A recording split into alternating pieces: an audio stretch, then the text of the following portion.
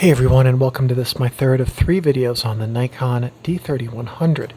Now the first thing we're going to do is set up the date and time because as these have gotten older, sometimes they like to forget this.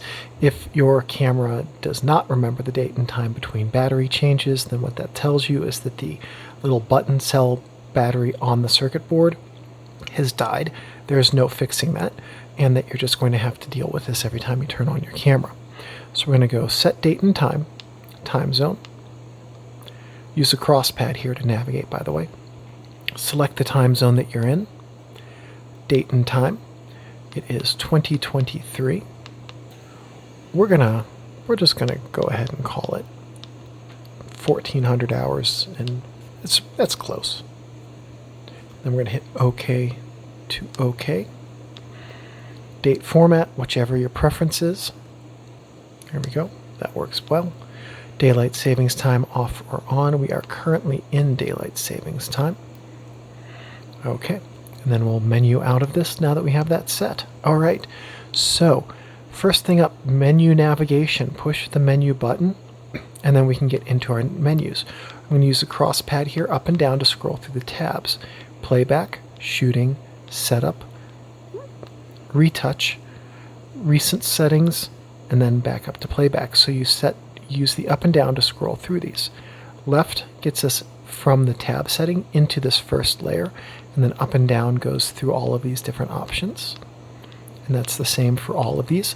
The ones that have a bar on the side, those you can wrap around top to bottom, but that just means that there's more than is on the screen.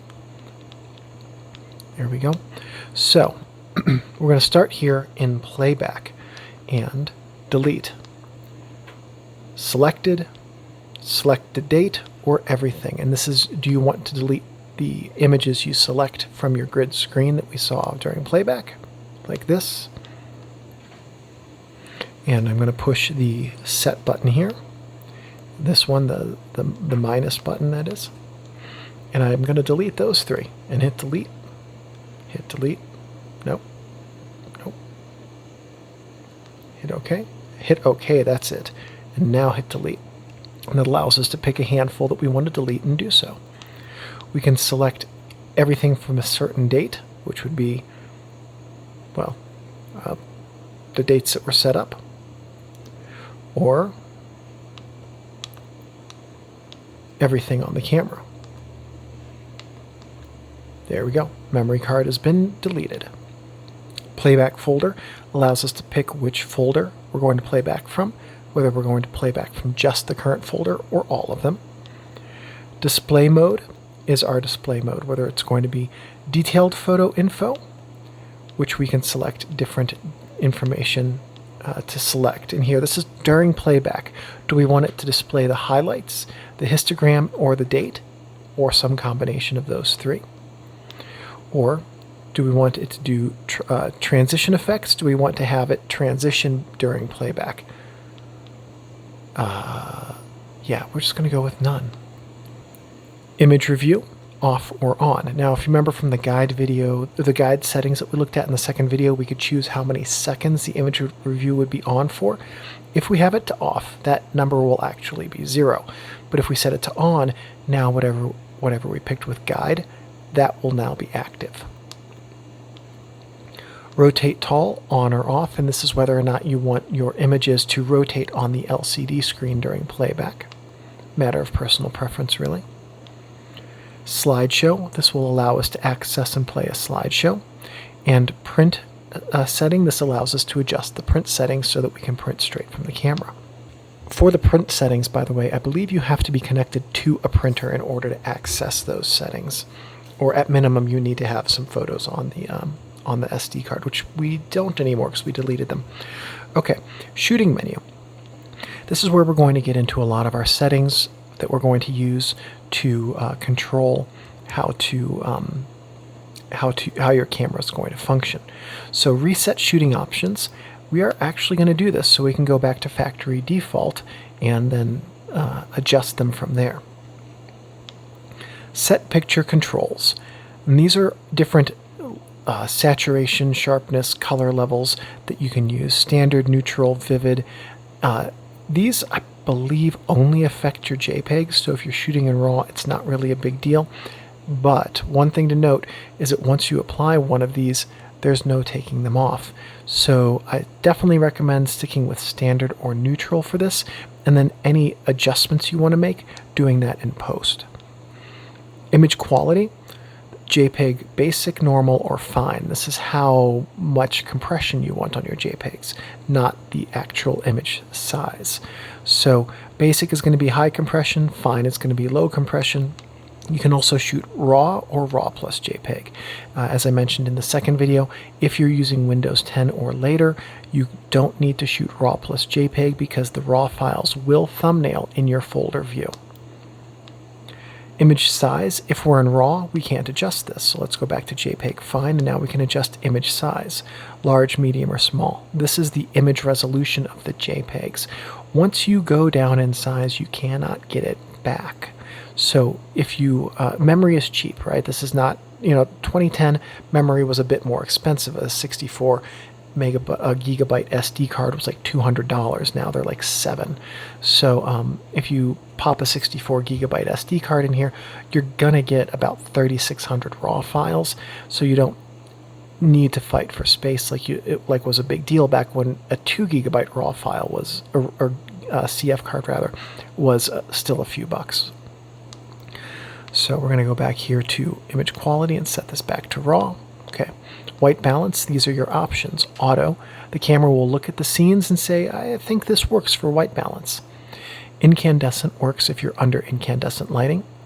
And while you're under incandescent lighting, if you hit the right cross pad button, now you can fine tune it using the cross pad to get a very accurate white balance.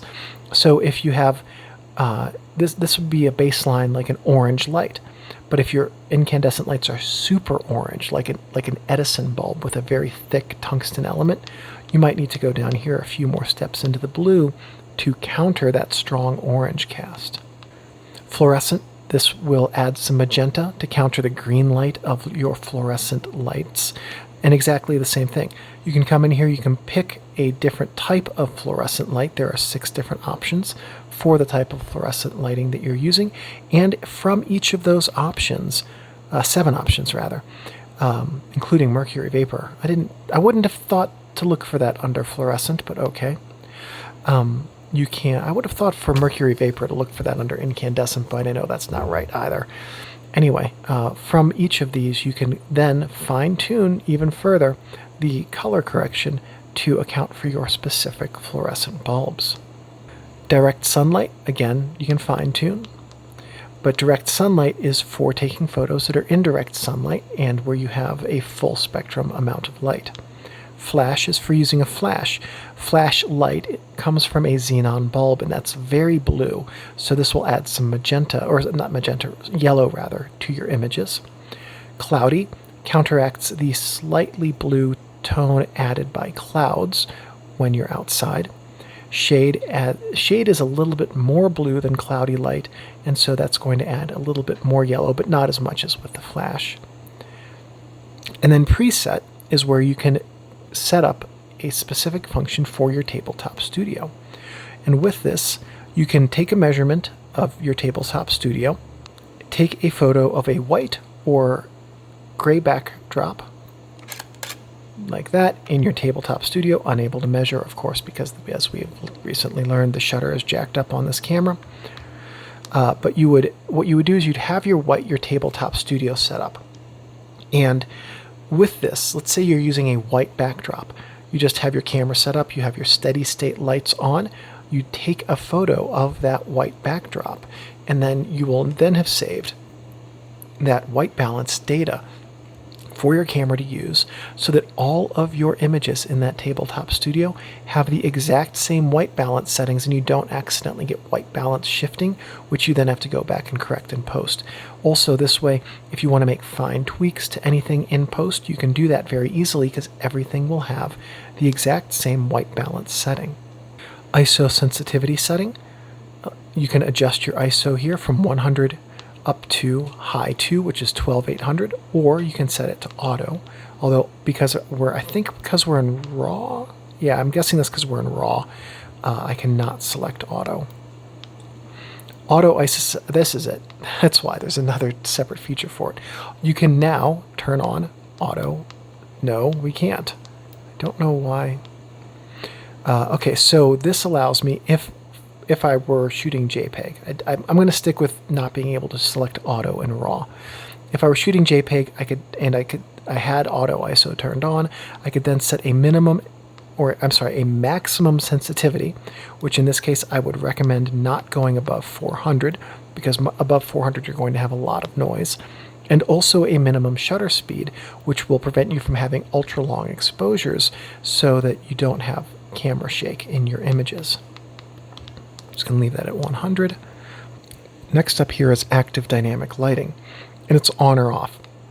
This is HDR light, and as we talked about in the second video, don't use this. It's not going to give you the same results. It's not going to give you results that are as good as if you took the raw files from this and just adjusted your highlight and shadow sliders in post. And with raw files, you can apply settings you make to every image on your SD card. So just leave this to off and then do the highlight and shadow correction in post, and you'll get a lot more out of your photos in terms of image quality and shadow and highlight recovery. Auto distortion correction is going to be on or off, and what this will do is if your lenses have things like barrel or pincushion distortion, which all lenses do, then this will know what kind of lens you have on if you have a Nikon lens mounted, and it will use profiles built into the camera to correct for that distortion.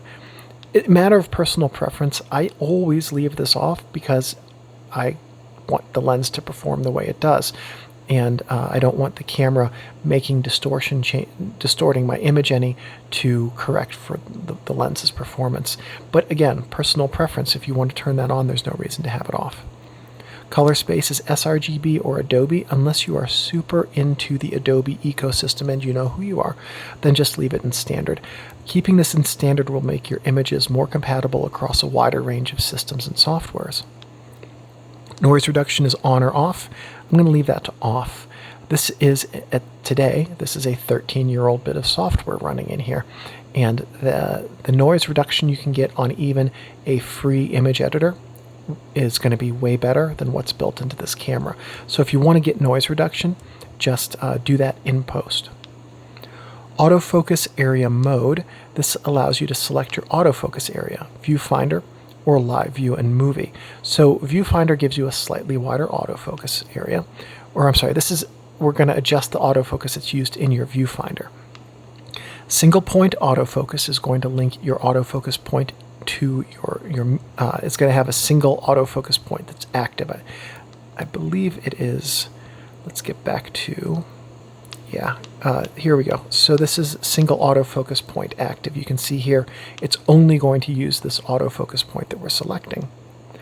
So if we go to dynamic area autofocus, now this is going to use a single autofocus point and the ones that are around it to focus. So if you're taking portraits, single point is really good. You can set a very specific focus point for your subject, like their face.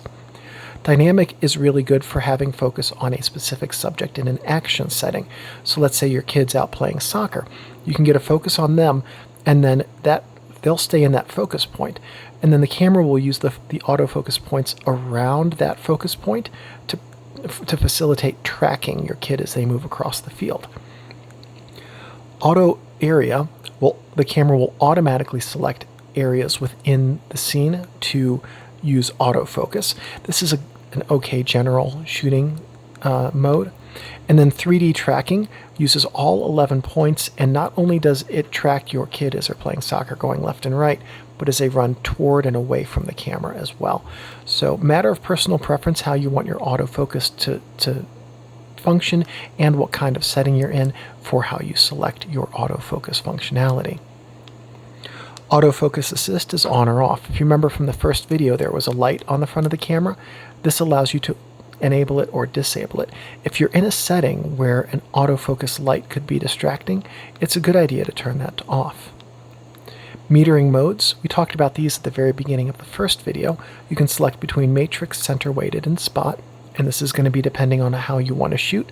Spot metering is really good for portraits and action because you can meter exactly off of what's in focus. Spot metering with your autofocus point being set to single is a very, very good way to get a very precise portrait meter, because your spot focus point will be linked to your autofocus point, and you can place your autofocus point on the face of your subject and then meter off of your subject's face. Movie settings allow us to adjust the movie quality, as we saw in the guide section of video 2. It starts up here at the best quality at the top, and then quality downgrades as we go downward. And sound you can have on or off. Both of these were basically because back in the 2010, if you got an 8 GB SD card, that would fill up very quickly with a full quality video with sound being on. And back then, if I remember correctly, when I was shooting 8 GB SD cards back in 2010, they were about $40 or $50. The 64s that these can take now are cheaper than that, so you can go ahead and just use the highest quality and have less concern about running out of space. Then the last one here in the shooting menu is built-in flash, and this is the metering mode for your built-in flash down here. TTL. It's only going to let me use TTL or manual. That's right, we select between these two. So TTL, come on. TTL means that the camera is going to use the light coming through the lens to the light meter to calculate the amount of exposure light needed by the flash to get a proper exposure. Manual allows you to manually set the power of the flash. Full power down to 1/32 power. So this is provided in fractions, not stops. So 1/2 power is half as much light. This would be the exact same thing if we're talking about shutter speeds, let's say, as going from 1/125th to 1/250th. Half as much light. Then we go down next, 1/4 of as much light from manual, which is half again as much as 1/2. So each of these stages here is half as much light as the one above it. The lower the power, the dimmer the flash, but the faster the recharge rate you're going to get from it as well. So there are some benefits to using a dimmer flash. For instance, if you're on a tabletop studio and you're using flashes off to the side of your tabletop setting and you want to control them with your flash, you can do that at 1/32 of your full power, and then you don't need an RF trigger for your flashes if your tabletop flashes can be triggered by a flash. And that's everything on the shooting menu, so we're going to go here to the setup menu.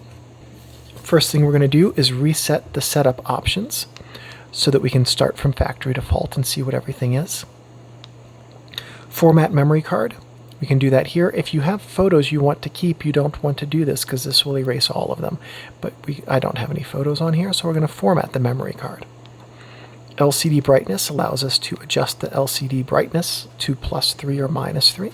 +3 being very good for outdoor use, -3 being very good for indoor use. Info display format. Graphical or classic. Now when we saw the info display, here let's click OK. Let's get out of the menus. This is graphical, what we're seeing right here. This is kind of a funky little layout that they have. If we go back in and we go to graphical, we can pick green, black, or brown. Okay. What does that do? It just changes us to black from green. If we go to classic, we're going to go with, let's go with orange so it's different. One of the nice things here is that you can set different colors for each one, just as a reminder of which mode you're in, as though looking at this and having it be completely different wouldn't remind you. But here you can see there's a bit of a different presentation. Matter of personal preference here on which way you want this to display. I really like this one because some of this key information which is in this orange screen is a lot easier to read. But that's what this does, is this allows you to change how your information screen is formatted. Automatic information display, on or off, will, let's find out what happens if we turn it off. I don't have written down what this does. Oh, that's it. On means that when you turn on your camera, it's going to pop up the information screen. Off means when you turn off your camera, your LCD screen will remain off. This is a matter of personal preference as to which one you want. I had it to off. That doesn't make any sense.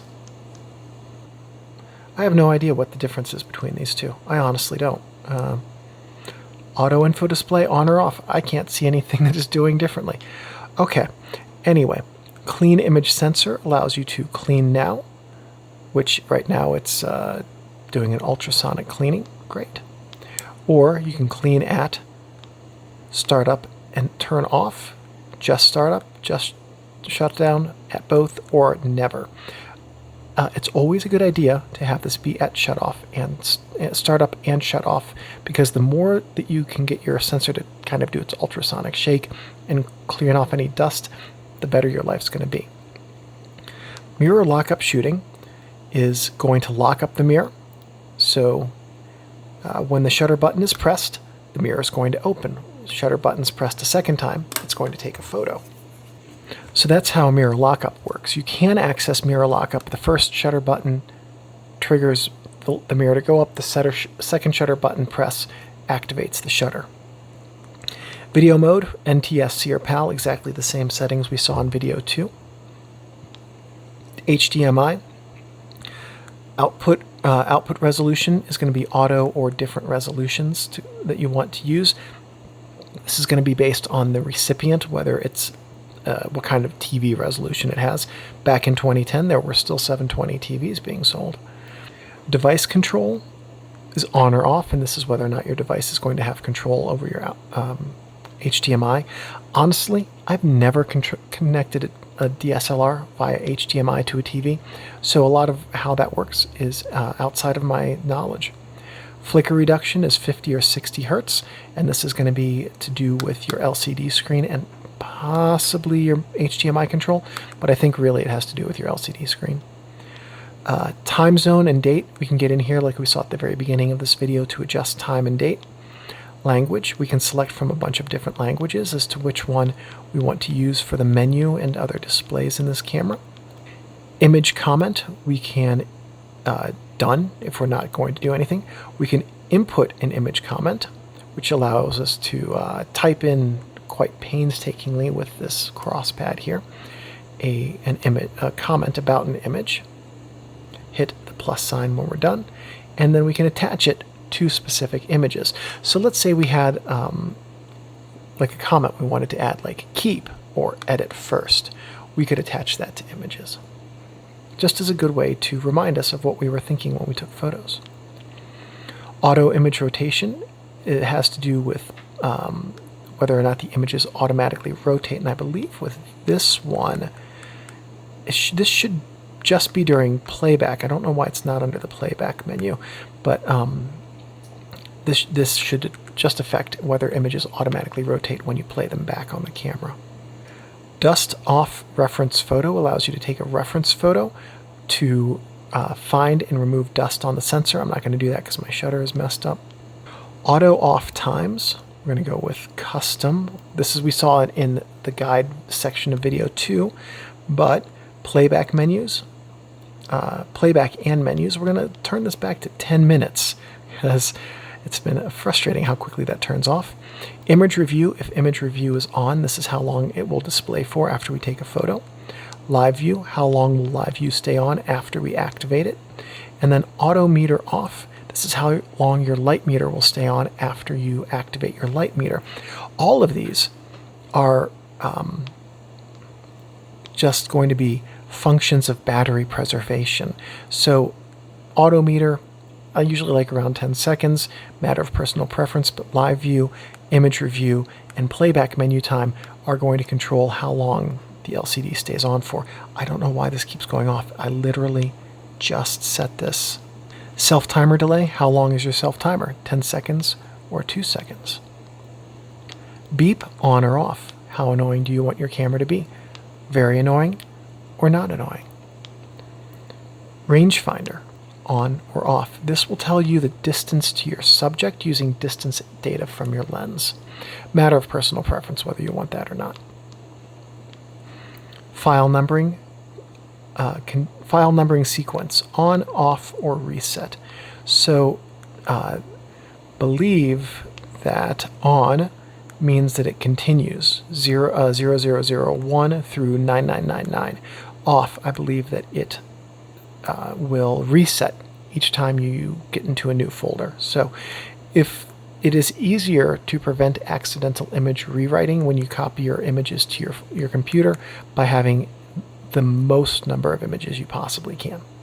Buttons. Okay, so ISO button, a function button rather, is going to allow you to adjust these different things. The function button is this one over here, okay, on the front. And do you want your function button to allow you to change your image quality, adjust your ISO? This is probably the best use of that function button. Adjust your white balance. This is a good second best use. Or turn your active D-lighting on and off. So I'm going to leave that to ISO because that's probably the best use for the function button. AEL AFL button, this one right here, which we punted at the end of the second video. And so this allows you to select how that button's going to work. When you push this button, you will lock the exposure and the focus where they're set. That's the first option. Push this button and you will lock the exposure. That's the second button. Third option is to lock focus.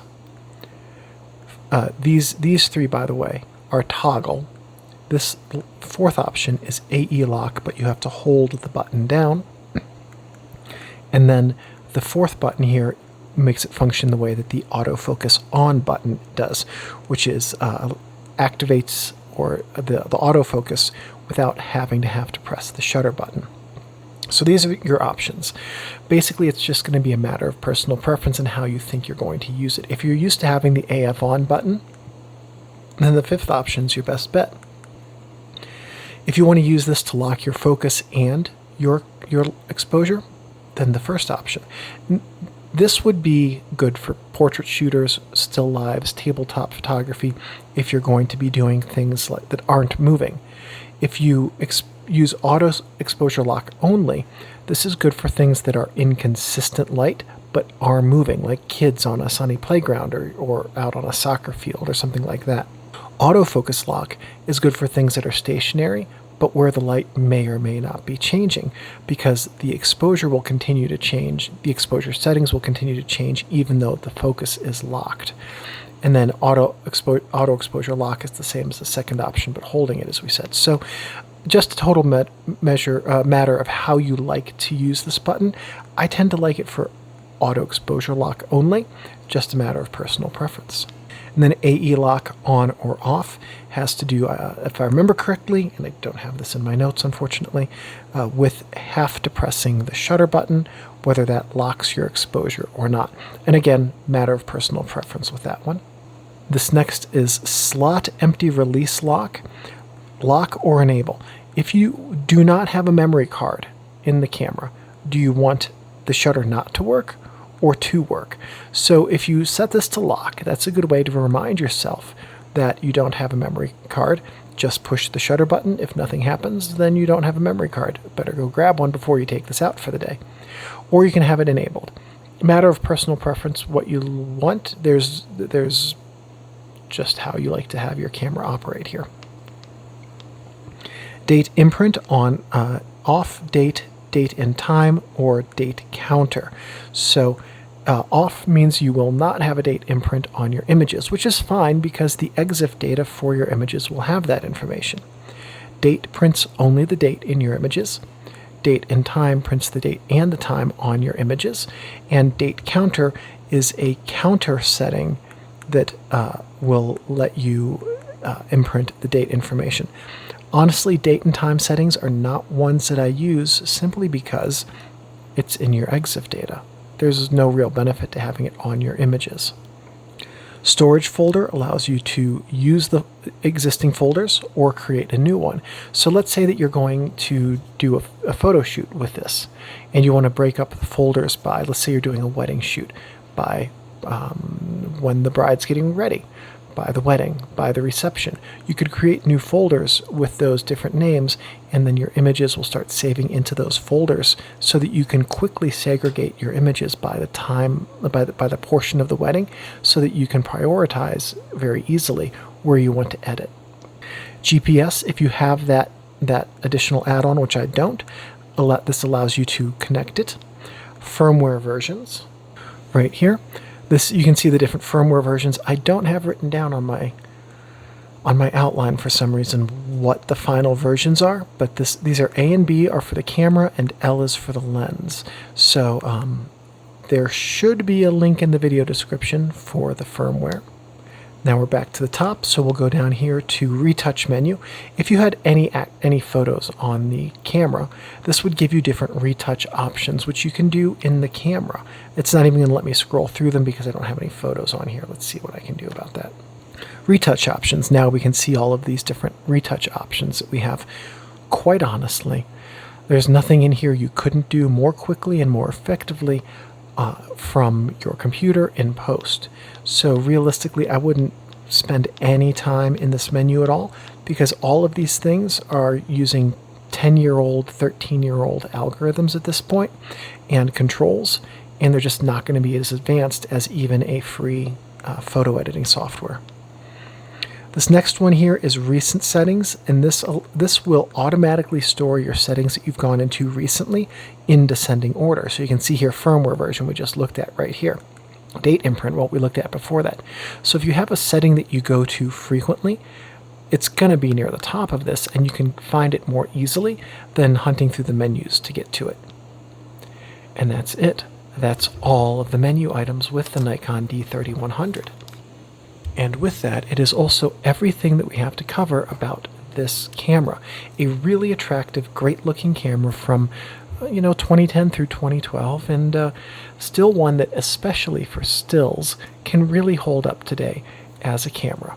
Thank you everybody for watching, and I'll see you in the next Camera Manuals video.